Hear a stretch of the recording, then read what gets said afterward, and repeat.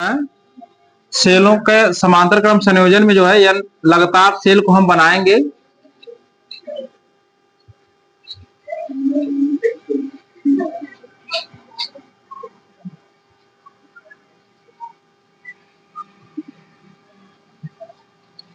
समझिए, इसमें कहा गया है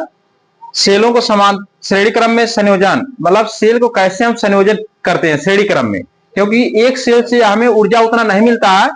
इसलिए हम कई सेलों को जब आपस में जोड़ते हैं तो सेल को जब कई सेल को जब आपस में जोड़ते हैं तो हमें ऊर्जा अधिक मिलता है। इसलिए उसको हम क्या करेंगे, कई सेल को आपस में जोड़ने के लिए जो प्रयोग करेंगे उसको हम श्रेणी क्रम संयोजन कहेंगे। इसमें कहा गया है कि प्रथम सेल को लिखा गया कि वे संयोजन जिसमें सेल के ऋण टर्मिनल को दूसरे सेल के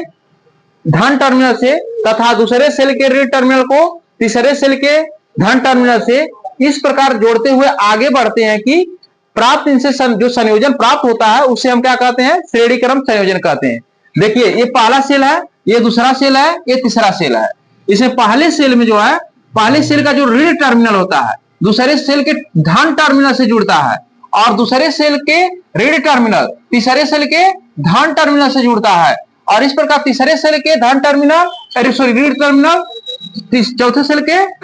धन टर्मिनल से जुड़ता है और इस प्रकार आगे इस सेल को जब जोड़ते जाते हैं तो एक बहुत बड़ा ऊर्जा प्राप्त होती है जिसको हम क्या कहते हैं, श्रेणी क्रम संयोजन कह देते हैं।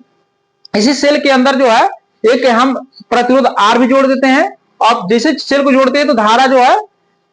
धन टर्मिनल से ऋण टर्मिनल की ओर प्रवाहित होने लगती है और जब धारा धन टर्मिनल से ऋण टर्मिनल की ओर प्रवाहित होती है तो यहाँ एक प्रतिरोध हम जोड़ते हैं ताकि उस धारा को कंट्रोल करके और हमारी विद्युत परिपथों में क्या होके पहुंचता रहे। ठीक है,